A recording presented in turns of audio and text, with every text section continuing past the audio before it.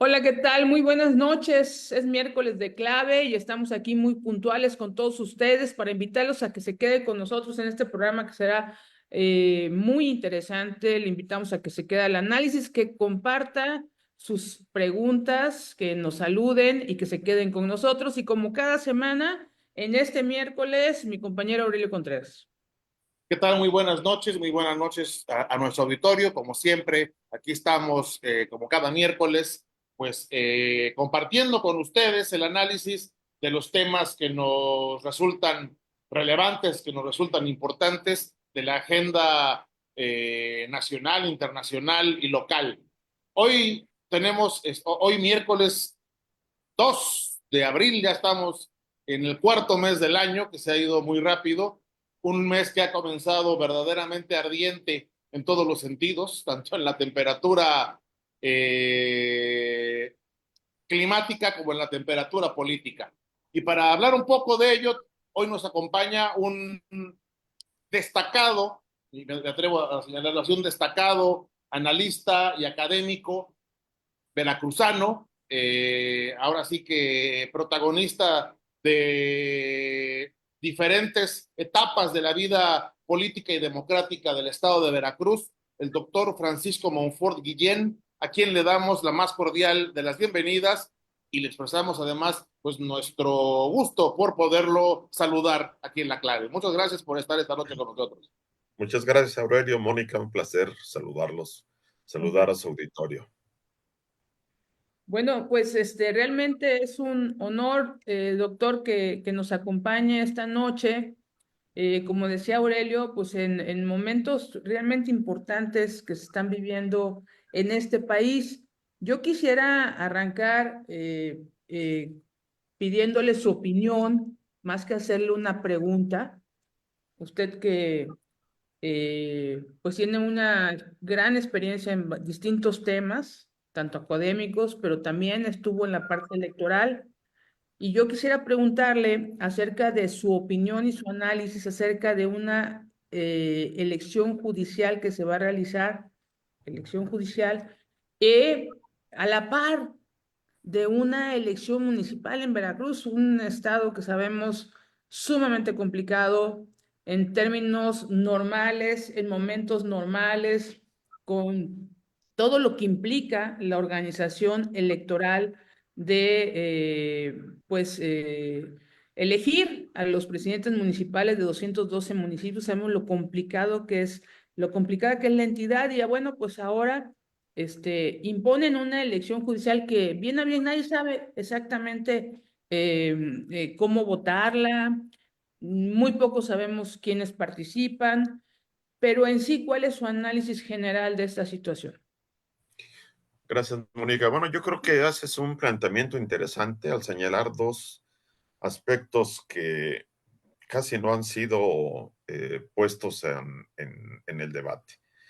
Por un lado, tenemos una elección que sabemos que siempre es muy disputada porque involucra el poder local, el poder que está más en contacto con los ciudadanos. Sabemos que sobre esto siempre se desatan muchas pasiones. Y del otro lado, concurre una elección inédita, eh, no solo en México, excepto Bolivia, ningún otro país ha hecho ese tipo de ensayo pseudo democrático. Eh, no se puede hacer extensivo un ejercicio de elección de los poderes ejecutivo y legislativo a el poder judicial porque su naturaleza es radicalmente distinta. Ujú. Ahora, al unirlo con la elección municipal, eh, va a tener junto con Durango una Ujú. característica que puede ser que tanto en Veracruz como en Durango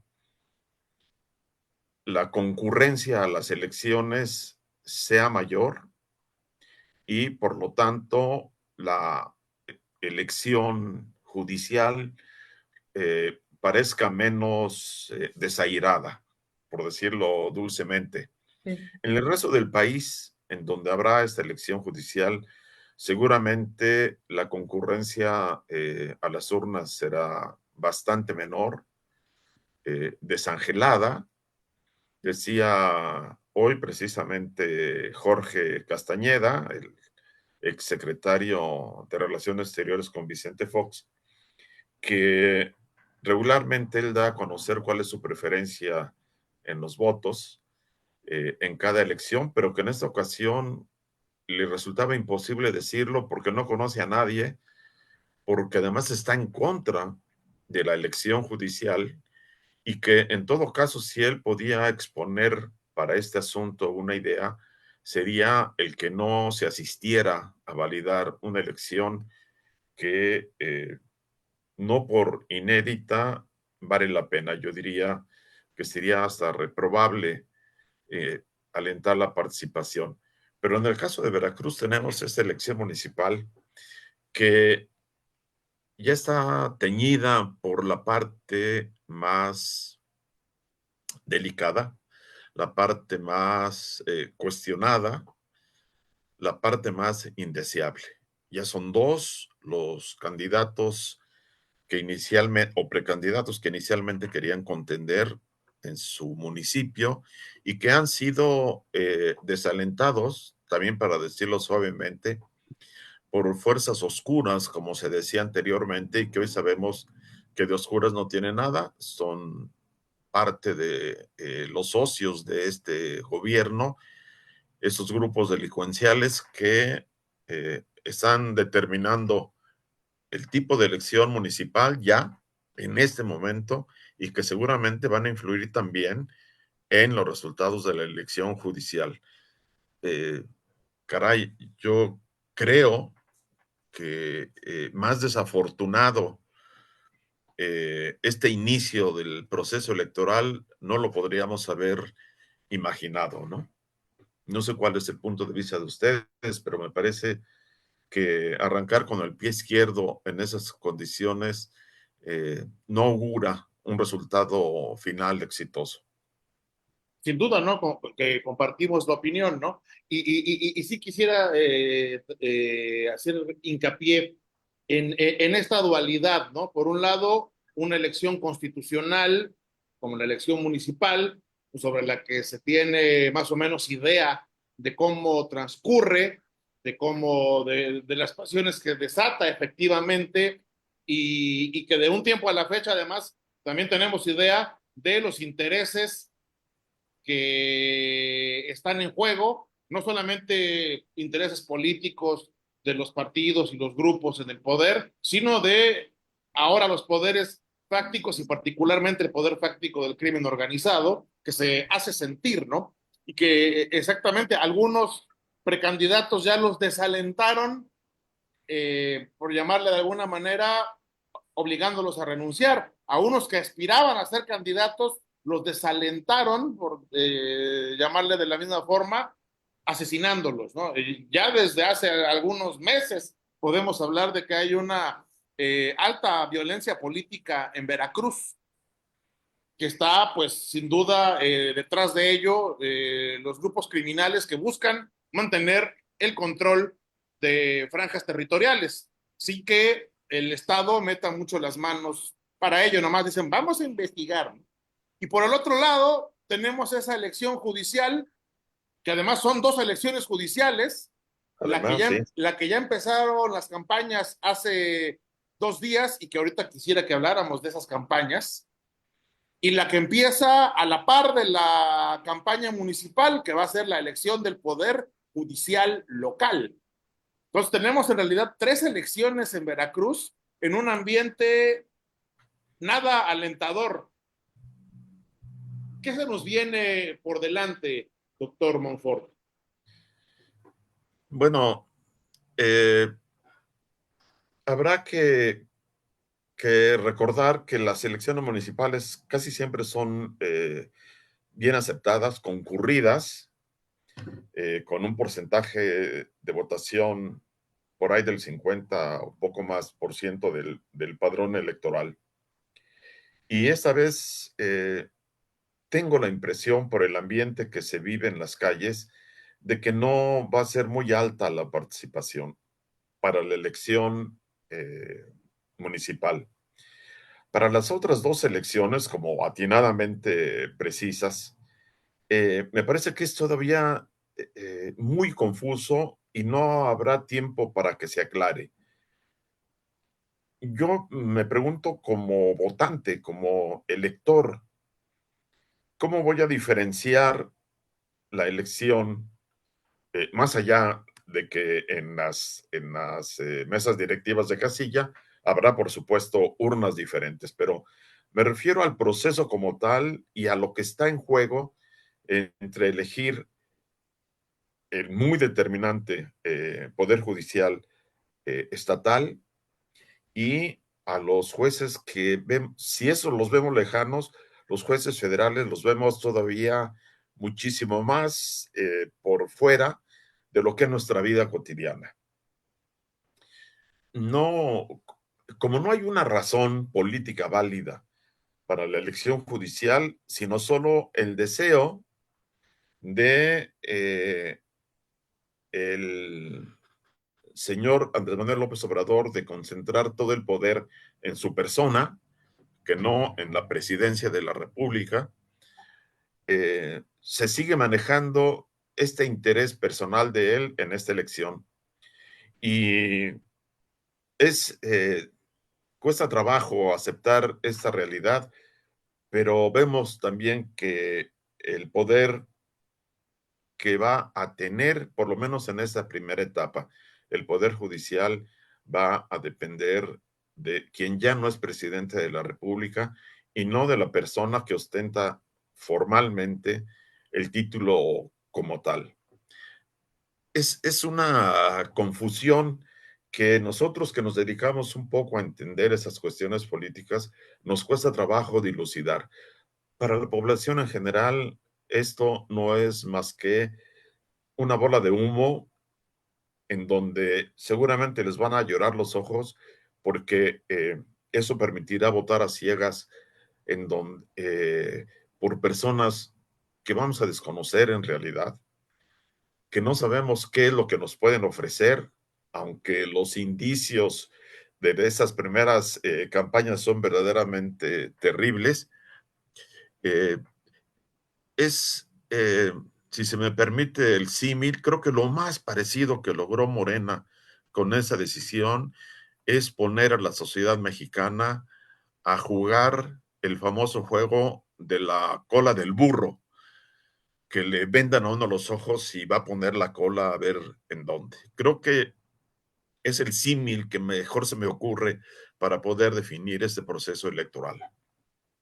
Sí, no, definitivamente, doctor, porque, bueno, es que estamos presenciando la antesala con una, pues, especie de parodia, es que yo no la podría llamar de otra manera, la parodia de esta elección judicial que no es elección, sabemos que no va a haber conteo rápido, que no va a haber mesas de casilla para la elección judicial, que allá en el INE van a finalmente a contar los pocos votos que haya, pero en realidad estamos frente a la antesala de la desaparición del único poder que nos quedaba en México, ¿no? O sea, el ejecutivo en manos de Morena, los legislativos en manos de Morena, ejecutivo y legislativos que todavía sigue gobernando desde Palenque un hombre.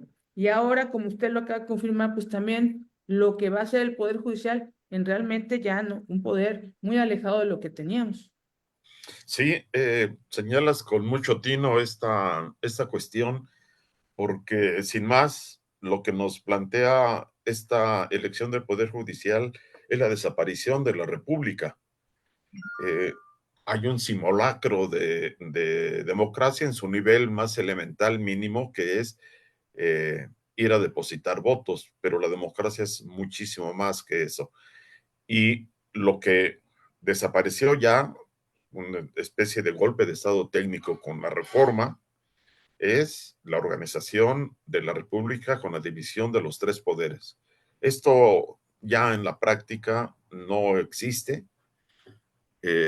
la Suprema Corte de Justicia será la Morena Corte de Justicia, porque serán ellos, junto con algunos empresarios, algunos sindicatos, eh, algunos entes del crimen organizado, quienes van a decidir quiénes van a ocupar los puestos en el Poder Judicial. Algo que está muy alejado de la democracia, algo que está muy, pero muy lejos todavía más de lo que es la esencia del Poder Judicial, que es la meritocracia. Y es la meritocracia la esencia del Poder Judicial porque en la práctica es el único poder en una república y en una democracia que eh, expresa el poder ciudadano. No es el poder legislativo, es el poder judicial el que nos puede defender tanto de las aberraciones en la elaboración de leyes como función principal del legislativo, como en las decisiones autoritarias del poder ejecutivo. Y ahora ese poder, que es el verdadero poder ciudadano, desaparece para formar parte de los clérigos que rinden pleitesía a un hombre en la sombra, ¿no? Y además apunta a algo que me parece interesante enfatizar, cómo ciertos grupos de interés están ya desde ahora dejándose ver, eh, influyendo en la elección judicial, y no me refiero únicamente a los partidos empoderados, ¿no? Vimos a esta vergonzante ministra Yasmín Esquivel, vergonzante pues por todo lo que sabemos sobre el plagio de su tesis, eh, que arranca campaña arropada por el CENTE, por la personificación, la encarnación del corporativismo en México. Y pues, ¿eso qué significa? Pues que está buscando el CENTE que se cuiden sus intereses desde la Corte. Otra ministra, también apoyada por otros grupos de interés, hasta empresariales. Estamos viendo cómo esta campaña de manera burda, además de lo burdo de la campaña en sí misma, de los spots que estamos viendo que están produciendo los aspirantes, queriendo emular lo peor de las campañas de los candidatos a cargos políticos, haciendo verdaderamente el ridículo de una manera exorbitante. Estamos viendo cómo simple y sencillamente lo que está por delante en esa elección es el asalto total del Poder Judicial, además buscando colocar ahí a gente que no precisamente está mostrando tener competencia para determinar un asunto en el cual está de por medio la libertad o el patrimonio de una persona, ¿no? ¿Quiénes van a llegar a esos puestos de juzgadores, de jueces, de magistrados, de ministros, y hacer qué y en qué papel, más bien en qué lugar quedamos los ciudadanos ahí? Pues realmente lo que nunca pensaron, o en el actor que nunca pensaron quienes hicieron esta reforma, fue en los ciudadanos. Y en este momento político, en donde se ha desarticulado lo que los teóricos llaman el sostén de la democracia, el cuerpo político, está desintegrado, está bajo temores de diferentes órdenes. En esa desintegración, quien puede al final mostrar la inconformidad por este proceso son los inversionistas, y ni siquiera los inversionistas nacionales, porque estos van a poder entrar con facilidad en la definición del poder judicial. No, son las inversiones extranjeras que, por un lado, por un factor de política financiera económica de los Estados Unidos, se están restringiendo.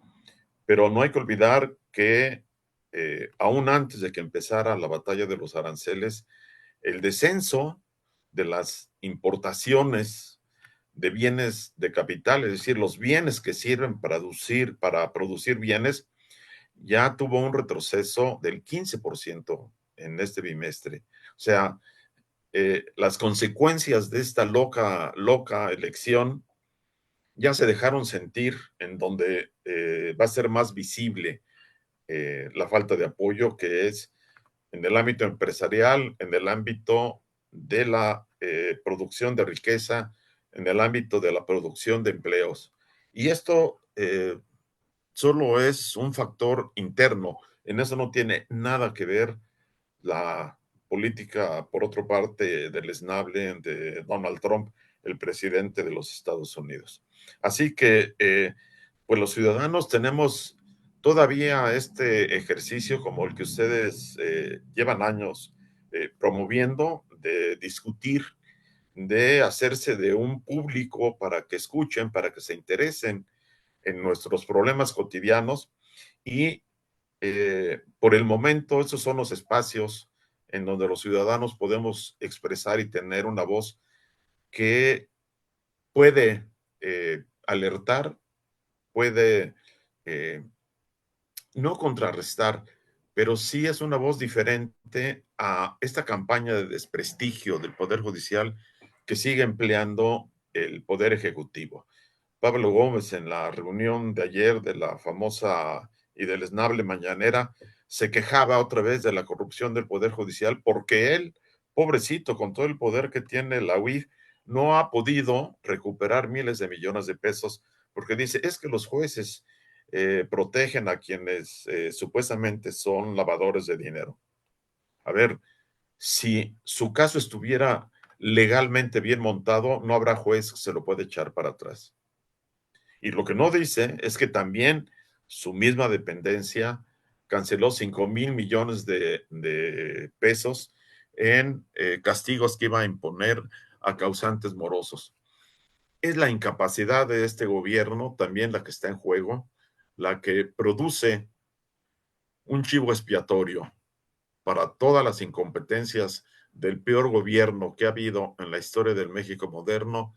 Se encontró a una persona como chivo expiatorio, que es Calderón, el expresidente, y a un poder completo, que es el Poder Judicial. Contra ellos va toda la cargada para decir, ellos son los corruptos, por ello las cosas están mal en el país. Y frente a ese poder que tiene la propaganda oficial, difícilmente se puede hacer algo, salvo, insisto, estos ejercicios de libertad ciudadana que por el momento todavía existen y que hay que utilizar al máximo, ¿no? Sin duda.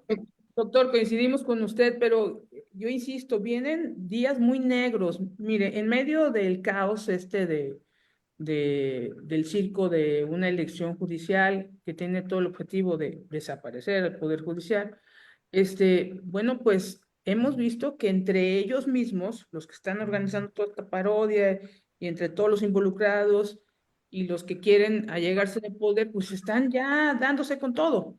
Entonces, imagínense desde acá nosotros viendo cómo ellos, desde esta parodia, desde este gobierno, que gobierna alguien más desde Palenque, pues ya se están enfrentando.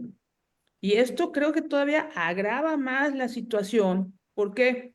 Porque ya con un poder judicial a modo, bueno, pues no tan solo se van a pegar entre ellos, sino que cualquier persona que esté en contra o siga alzando la voz en críticas o señalamientos, pues se va a ser perseguido con una facilidad tremenda y más en manos de quién va a quedar, si se puede llamar poder judicial. Y quisiera Bueno, de agregar hecho, nada más quisiera agregar el caso de la UNAM al Sí, comentario de Mónica. ahí lo vemos, sí. bueno, evidentemente, por eso decía yo que el poder ciudadano, realmente el poder ciudadano que se ha dado los gobiernos republicanos y los que se sustentan en la elección democrática, es el poder judicial. Y sin ese, todos somos o podemos ser víctimas de las decisiones de quien está en el gobierno o de quien está en el poder legislativo. No hay manera de salvarse. Decía hace poco Jesús Silva Herzog, la enorme contradicción que existe, que ahora se castiga no al que cometió el delito, sino a quien puso en evidencia que se cometió el delito, que era el caso de la UNAM, del doctor Graue y del doctor, el director de la FES Aragón. Frente a ese poder, el cuerpo político se deshace, o sea, el cuerpo político, la ciudadanía, como ente que puede encauzar las decisiones de un gobierno, queda no solo dividida, desaparece porque en el caso este que bien señalas, Mónica, existe temor. Ya en esos momentos existe temor. Ya no solo serán las descalificaciones desde la mañanera, ahora serán ejecuciones específicas vía el Poder Judicial, y quien quiera ganarle algún asunto al gobierno, que se olvide. Con la reforma constitucional de la supremacía constitucional, es imposible que ahora el gobierno rectifique alguna de sus decisiones. Estamos, por eso yo opinaba en la construcción de la tiranía, lo que hace ver que estos nubarrones no solo sean como la bella neblina de Jalapa, sino nubarrones de tormenta. Esa tormenta que enceguece a todos, no solamente a los que ejercen el poder, nos enceguece a nosotros para poder dilucidar con una cierta capacidad de razonamiento qué es lo que mejor nos conviene. Olvidémonos ya de pensar lo que se puede hacer por el país. Vamos a tener que pensar, como bien señalas, qué decir, qué no decir, por dónde caminar, por dónde no caminar. Si nos escapamos de los políticos, pues a nivel de calle está el poder del crimen organizado. ¿Cómo una sociedad puede estar psicológica, moral, éticamente sana? Es muy difícil en esas circunstancias. Digo, y abonando un poco a lo mismo, digo, esta venganza contra el ex rector de la UNAM, pues también la vemos reflejada en la actitud, pues, desde el poder hacia otros actores, y seguramente la vamos a ver muy pronto hacia quienes hacemos periodismo, hacia quienes ejercemos la crítica contra el gobierno, ¿no? Antes de que surgiera, de que se diera esta sentencia en contra del rector de la UNAM y del ex rector de la UNAM y del exdirector de la FES, aquí en Veracruz también una jueza condenó a un ciudadano, en este caso un empresario, a pagarle lo mismo a de lo que condenaron a Enrique Graue, me refiero a Arturo Castañé, a pagarle 15 millones de pesos por daño moral a la hoy gobernadora Rocío Nale por haber hecho denuncias que además sustentó con documentos, lo cual pues me parece que independientemente de que se pudiera o no probar la comisión de un delito de la entonces candidata, pues creo que no entraría en el terreno de la difamación. Ahí había pruebas, ¿no? Por lo menos que tuvieran que haber sido atendidas de alguna manera y que hasta donde sabemos ninguna fiscalía procesó. Y lo que se hizo fue dejarle caer la espada de Damocles a este empresario, condenarlo a pagar 15 millones de pesos, también como una venganza de quien hoy es una persona muy poderosa, es la gobernadora de este estado, además que ya vimos que tiene una alta ascendencia en las cúpulas del poder, en la presidencia, en su partido, y de ahí pues tan fácil como que a cualquier ciudadano, como bien señala doctor, a un periodista, a un analista que diga algo o que descubra algo y que hasta lo presente con pruebas que le incomode al poder, le puedan aplicar el mismo rasero. Sí, es curioso que la ética, la moral y el buen nombre de los funcionarios morenistas se tase en 15 millones, ¿no? Como que es su denominador común. Sí, sí, ¿no? Pero lo importante es que ese será han mostrado el camino de lo que será de aquí en adelante la vida pública del país. No se puede pensar un escenario donde entre algún rayo de optimismo, un rayo de cierta capacidad de razonamiento para saber que uno puede contar con el debido proceso y decidir. Si está uno con el poder, el debido proceso se para, no aparece porque lo protege, como el caso de Cuauhtémoc Blanco, el muy lamentable funcionario, gobernador de, de Morena, diputado ahora. Ahí hay protección total. Del otro lado, si está uno a la intemperie, entonces cae todo el peso, no de la ley, cae todo el peso de la venganza personal, que esa es una cuestión muy diferente. Ujú. Así es.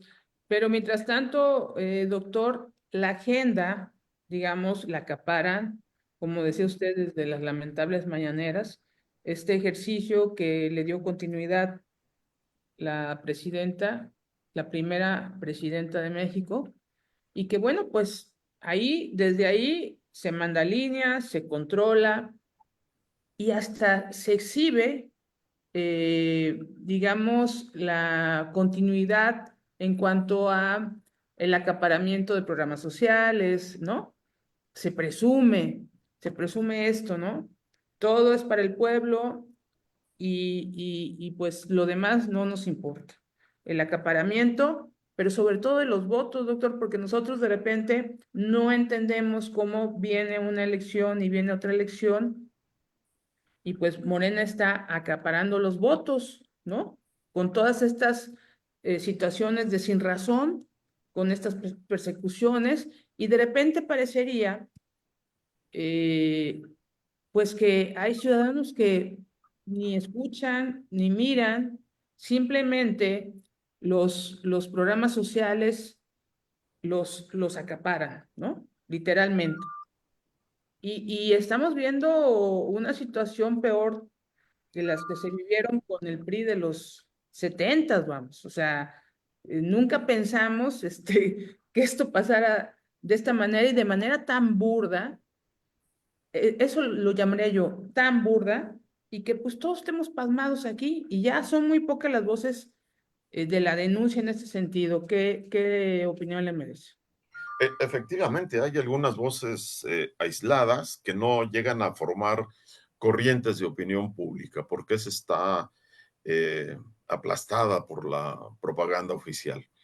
Es esta repetición de un esquema eh, con los programas sociales. Si nosotros hacemos un cálculo de lo que costó, digamos, el arribo al poder de la señora ahora presidente del país, han hecho cálculos personajes como Macario Schettino. Calcula que de deuda líquida directa fueron 2 billones de pesos para dar la sensación de que la economía funcionaba correctamente.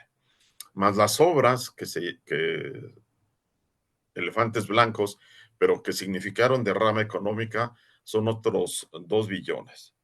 Ahora en los precriterios de política económica que tiene por ley que publicar la Secretaría de Hacienda, señalan que por las incertidumbres propias de los cambios del sistema financiero económico mundial que está promoviendo el presidente de Estados Unidos, una simple devaluación hacia 21 pesos del dólar llevaría a que la deuda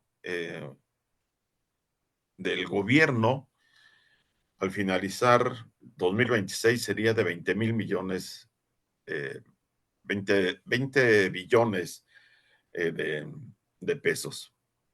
Una cifra espeluznante que solo se puede pagar a través de la recaudación de impuestos. Y si la economía se desacelera, como ya es evidente, la recaudación impositiva será menor. Ante un planteamiento de este tipo, por un periodista hoy, la presidenta dijo, no, tú tienes una visión muy pesimista. Esto no es cierto. Le dijo, discúlpeme, pero no soy yo, le estoy dando los datos de los precriterios de política económica de la Secretaría de Hacienda, de de su su gobierno. Y ella dijo, pues no, tienes una visión muy pesimista y yo tengo otros datos. Oiga, pero mire, yo tengo otros datos. O sea, hay una repetición esquemática sin ingenio, sin siquiera la agudeza, la inteligencia para salir de los difíciles pasos en los que los periodistas meten a los funcionarios, porque la repetición autoritaria de las acciones por el momento no conllevan, sino al contrario, a ningún costo para el gobierno. Ese es el problema, que al desaparecer el cuerpo político, la sociedad no puede exigir a los funcionarios. Entonces, hagan lo que hagan, para ellos no tiene costo político. Tienen todo el poder y van a tenerlo más después de esta elección, después de estos procesos, ¿no? Que, ojo, pueden poner en peligro el registro de por lo menos el Partido Revolucionario Institucional y del Partido del Trabajo, ¿eh? No está tan fácil que consigan el 3% de la votación en esas elecciones municipales. Y ese es un desmoronamiento de lo que eh, debería ser la oposición, que bueno, si está pequeña, se va a ir empequeñeciendo todavía más. Y de hecho, pues lo que vemos con todo este escenario, sin duda lo podemos calificar sin cortapisas como una involución democrática que nos ha aventado, digo, hay quien decía que a los años 70, yo creo que nos ha aventado al país democráticamente mucho más atrás, porque lo que vemos hoy en día son organismos electorales que ya están ahí como si no estuvieran, que responden únicamente a la línea que se da desde el Ejecutivo y que además, si no salen las cosas como aparentemente no van a salir en la elección judicial, van a ser esos organismos electorales los que seguramente van a pagar los platos rotos. A ellos les van a echar la culpa de que la elección judicial sea un fracaso y que tenga un porcentaje de participación ridículo, lo cual además, conociendo cómo argumentan, así, ¿para qué tenemos un INE tan caro si podemos organizar las elecciones desde la Secretaría de Gobernación, que es la misma lógica con la cual desaparecieron el INAI, para que ahora sea el gobierno el que nos entregue la información que evidentemente no nos va a entregar? Sí, de hecho, estas premisas que estableces ya se están cumpliendo. Eh, Tanto Noroña como Monreal han acusado al INE de impedir, y la misma presidente del país ha acusado al INE de impedir la promoción de la elección judicial. Eh, el paso siguiente es lo que tú señalas. Se demeritó la elección porque el INE no cumplió con su función, no nos permitió a nosotros hacer proselitismo y en consecuencia tenemos esta falta de legitimidad de la elección. Todo parece muy burdo, pero todo tiene sentido al mismo tiempo. No es por accidente que la construcción de un nuevo modelo económico, después de la crisis del populismo de López Portillo, que significó la quiebra del país, la primera gran quiebra económica del país, durara lo mismo que duraron los órganos electorales democráticos. Se entierra con este nuevo modelo de regionalización contra la globalización, se entierra un modelo liberal para dar paso a este modelo económico fincado en los espacios acotados por país o por una región más restringida, ya no global, y en México coincide con la desaparición de lo que significó el mayor aliento en términos de civilización política, que fue la construcción con todos los defectos que sí nunca fueron corregidos, de un régimen electoral democrático, ¿no? Hay coincidencia y creo que la quiebra de los dos va a poner a el país, a todos, en estos nubarrones negros que señala con mucho tino Mónica, ¿no? Y doctor, y fíjese que en ese sentido yo insisto que esta elección va a estar, eh, pues, sobre todo rodeada de mucha violencia y eso inhibe la participación ciudadana, obviamente. Lo estamos viendo, la antesala es desastrosa, ¿no? Con las señales desastrosas, muchos candidatos se están bajando, en estas horas se están bajando por las amenazas y se van a seguir bajando muchos que se quieren salvar, ¿qué cree? De la muerte. Pero esto parecería pues que le ayuda al gobierno porque no vemos una acción de las autoridades como para proteger aspirantes, a los que ya son candidatos, no vemos un programa, una estrategia, bueno, si la palabra la conocen, acerca de la seguridad previa a las elecciones, y entonces parecería que lo están dejando porque les conviene. A ver, ¿a quién le conviene que haya poca participación? ¿Qué opina? Señalas con claridad lo que me parece es una intención, no una omisión. Eh, Personajes en el órgano electoral en Veracruz muy pequeños, sin ningún prestigio, con muy poca experiencia en cuestiones electorales, lo sé de cierto. Eh, una clase política, eh, pues mediocre sería ensalzarla. Yo creo que ni siquiera aparece como lo que debiera ser, ¿no? Como una clase gobernante con los conocimientos técnicos para la situación que vive el mundo. Eh, Señalaba Aurelio, nos echaron más atrás de los años 70, pues claro, antes de los años 70 no se requería propiamente conocer nada, es decir, quien podía tener un título regularmente de abogado ya era alguien que destacaba, pero gobernar era relativamente sencillo. Desde los años 70 para acá, gobernar México es muy complejo. No es un país cualquiera, es la 10ª economía del mundo. Se requieren conocimientos. Y yo lo que veo es que Veracruz ha sufrido una involución muy severa en la calidad de su clase política, a tal grado que ahora, eh, pues, vamos, difícilmente se puede encontrar siquiera una declaración inteligente, que ya es pedir mucho. Bueno, una declaración por lo menos ingeniosa. No existe. Fantasías, sí. Fantasías como que se reactivó el turismo, me parece que caen en lo grotesco, ¿no? Sin embargo, a pesar de esta pequeñez de la clase gobernante actual en Veracruz, lo que vemos o lo que se perfila es que el nuevo partido oficial, el heredero del viejo PRI, va a tener casi que un carro completo en Veracruz en las elecciones de este año, ¿no?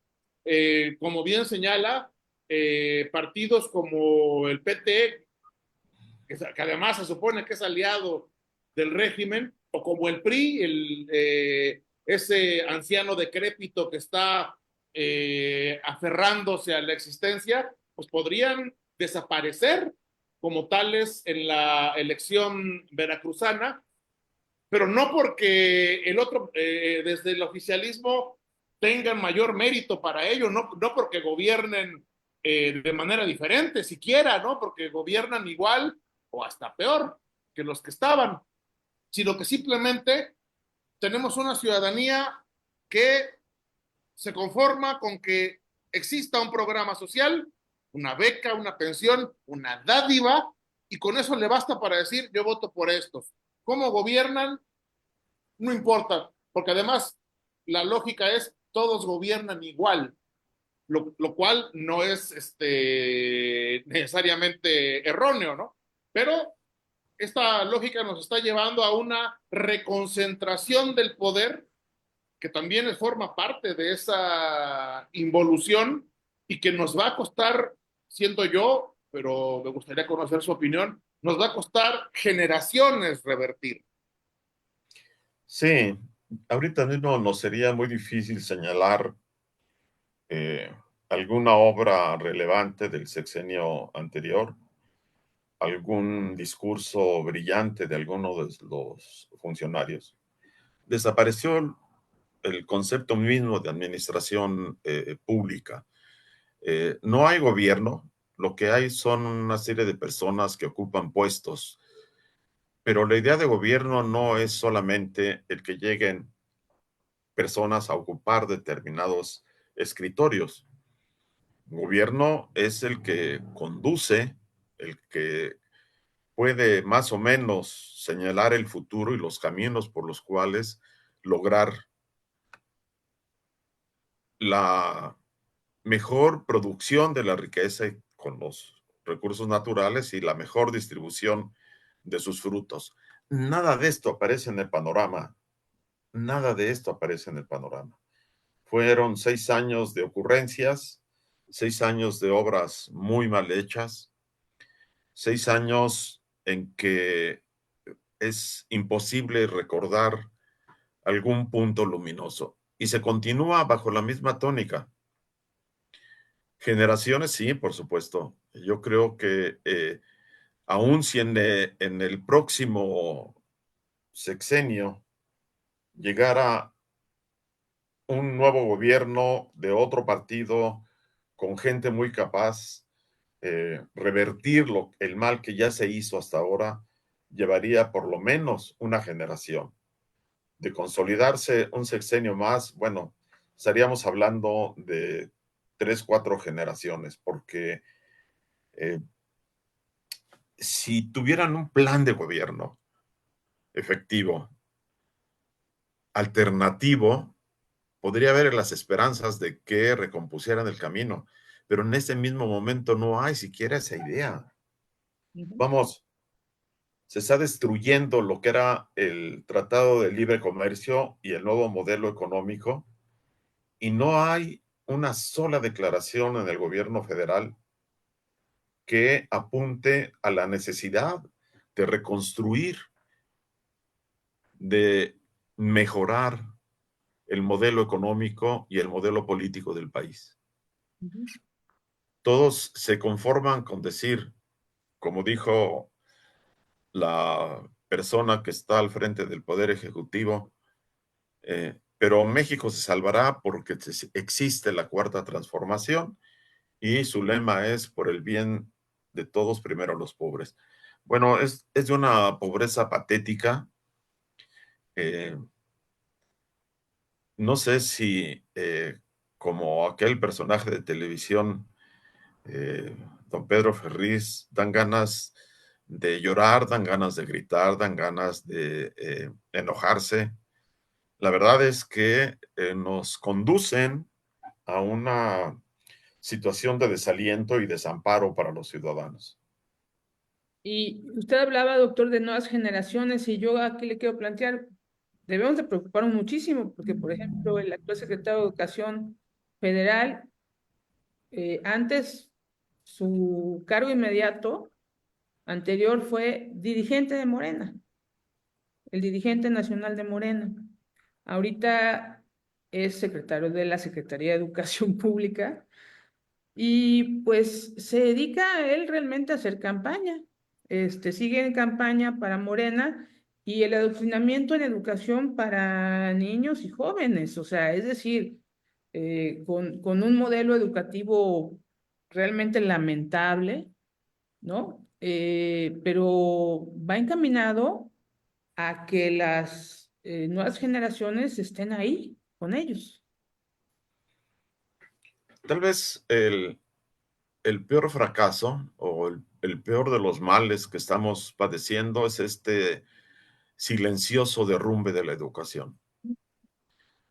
No se puede esperar un cambio en el futuro del país con el sistema educativo eh, ahora dirigido por el rey del Huachicol, ¿no? Es lamentable, así como las secretarias anteriores que estuvieron en el sexenio pasado, personas tan pequeñas, tan menores, que jamás pudieron siquiera dar un discurso, ninguna de las dos, sobre la materia. Si es un desastre el sector salud, porque lo vemos, lo vivimos, lo sufrimos a diario, es peor el desastre educativo. Yo creo que en este sentido las generaciones perdidas son más que las que pensamos en términos de recomponer el modelo económico o el modelo político. Ahí sí yo creo que el pesimismo que nos marcó Aurelio eh, está muy bien cimentado, pero es mayor, digamos, nos llevará 3 generaciones si en ese momento se cambiara por un modelo eficiente. Eh, Países como los tigres asiáticos lograron, en el mismo tiempo que le llevó a México construir el modelo del Tratado de Libre Comercio, ellos lograron salir del subdesarrollo, pero lo hicieron con base en un sistema educativo que privilegió el conocimiento técnico, las matemáticas, la física, la computación, sin olvidar reforzar para su cultura lo que eran las tradiciones éticas de sus comportamientos que son famosos en el mundo. No, en ese sentido es casi imposible encontrar siquiera una chispa que ilumine el futuro de las nuevas generaciones. A cualquier nivel, la Universidad Veracruzana no puede ser más patética porque no hay más tiempo, ¿no? Pero pues es un fracaso a la vista de todos. Particularmente ahora que lo menciona, pues también la Universidad Veracruzana, otra institución, otro ente que parece también ya secuestrado por un grupo que tiene más o menos las mismas características, ¿no?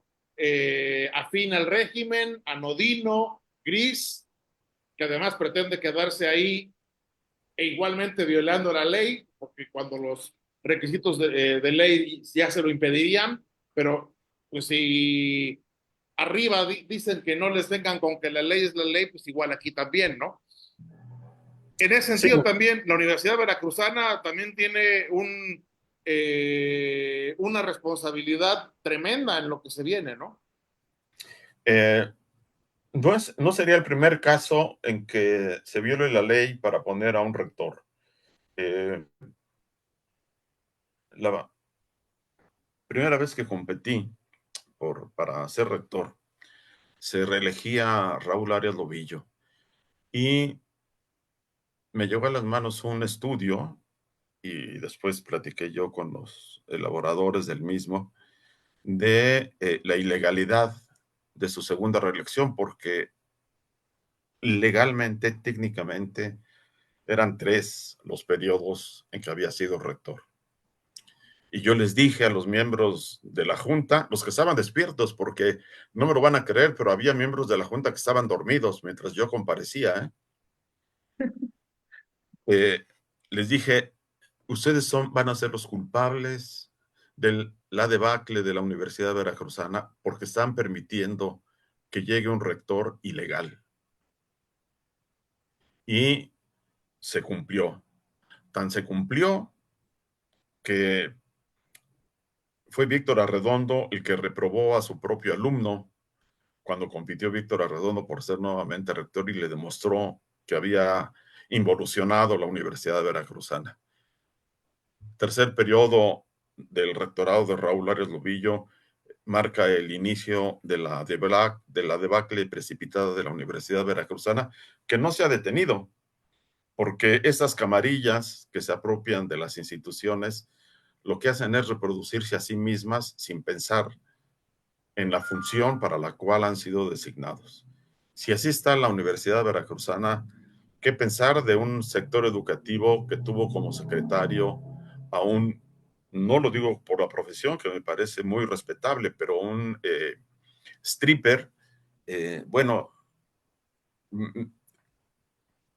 cualquier ciudadano de cualquier parte del mundo, cuando yo les he explicado que llegó un stripper a dirigir la Secretaría de Educación, creen que les estoy tomando el pelo, ¿no? ¿Qué se puede decir? Es más que mediocre la clase política que está ahora gobernando. Entonces, los nubarrones lo tenemos, doctor, ya lo sabemos. ¿Y qué habría que hacer? ¿Acudir a las urnas? ¿No acudir? ¿Ver, analizar? Algunos que quieran ser observadores, meterse o de plano ver desde lejos ante esta incertidumbre. Bueno, el cochinero es tan grande que ahora para esta elección Morena el INE ha registrado 60,000 eh, observadores electorales, mucho más que en la elección presidencial. No es Wow. broma, ¿eh? Eh, no, es un montaje excesivamente burdo. Eh, yo no soy para dar consejos, porque además ya no soy funcionario, pero yo diría que no votar es la mejor manera de demostrar que está uno inconforme con la manera en que están manejando las cosas esos nuevos dirigentes, ¿no? De otra manera es convalidar un proceso, yo personalmente no estoy de acuerdo, por eso por primera vez desde que tengo uso de mi credencial de elector no participaré en las elecciones, ¿no? Pero bueno, ahí cada persona va a tomar su propia decisión. Para que no me acusen de maloso, no hago proselitismo para que la gente no vaya. Yo personalmente no iré. Claro. En ese sentido, y ya para ir cerrando el programa, doctor Monfort, usted, y eso le dio un sentido, una orientación al programa de esta noche. Habla usted en un artículo que se publica el día de hoy sobre la tiranía, sobre la construcción de la tiranía que se está llevando a cabo en México porque se está destruyendo la democracia. Ya nos habló de esta destrucción del cuerpo político, ¿no? Pero que pasa sin duda por la destrucción de la división de poderes y además por la destrucción de la certeza de que el voto va a contar. Esa tiranía que muchos ya vemos que se está más que instalada de alguna forma, ¿hacia dónde va a llevar este país si no hacemos algo los ciudadanos? ¿Y qué nos podemos hacer los ciudadanos ante esta indefensión legal incluso en la que ya nos encontramos hoy en día? Hay una actividad que ilumina, alumbra el camino de la naciente democracia en los países europeos. Una actividad, por cierto, lúdica, una actividad hermosa, que sí está en el ámbito de los ciudadanos y es dialogar en torno a los problemas. Si nos preparamos una buena taza de café con los amigos y empezamos a discutir los problemas que tiene Jalapa, Veracruz, el país, empezaremos a encontrar salidas, pero requerimos de un ejercicio permanente del diálogo, así como con nuestras limitaciones, ¿no? Con nuestros errores conceptuales, en fin, para no tirarme al piso, digamos, con nuestras incapacidades y capacidades. De la misma manera, yo creo que lo que podríamos hacer es invitar a los ciudadanos a que dialoguen sobre los problemas. De esos diálogos van a surgir ideas, van a surgir, van a surgir motivaciones, van a surgir propuestas para que transformemos esta realidad que, vista así de frente, nos abruma. Y eso se hizo durante el siglo XVII y sobre todo en el XVIII en toda Europa. Un café muy famoso que creo que todavía funciona, el Procop, que reunió a los intelectuales más importantes de Francia y del mundo, que llegaban ahí a tomar café y a dialogar. Bueno, también vino, pero digamos, el sentido con el que se reconstruye la historia es que en torno a las tazas de café surgió la idea de democracia, o se fue perfeccionando, mejor dicho, la idea de democracia a partir de los ciudadanos, no a partir de los gobernantes, sino en este ejercicio de diario poder dialogar en torno a los problemas. Y otra vía fue los llamados salones literarios, casi todos comandados por mujeres, que reunían en sus salones a un grupo de personas, burgueses, aristócratas, literatos, pintores, etcétera, y la única condición que ponían era que nadie estuviera armado. Y entonces recibían en sus salones y se armaban las grandes polémicas, las grandes discusiones que no solo alimentaban a quienes tenían el ejercicio de poder publicar, sino a todo mundo lo iban permeando de una cultura diferente, de la tolerancia. Por eso no estaban permitidas las armas, fuera espadas, fuera puñales. En aquel entonces todavía no había armas de pólvora. Eso es lo que podemos alentar. Ahí lo que no se nos ocurre a nosotros, lo que no pudimos decir o no lo pudimos hacer con claridad, lo pueden hacer ciudadanos. Hay que alentarlos a que lo hagan. Si se multiplica y en lugar de discutir los asuntos de los corridos del Mencho, como sucedió en la Universidad de Guadalajara, discutimos los problemas, vamos a encontrar vías. Los ciudadanos mexicanos son inteligentes, estamos aplastados, pero en el diálogo con nuestros congéneres podemos ir encontrando soluciones. Y saldrán, yo les aseguro que saldrán.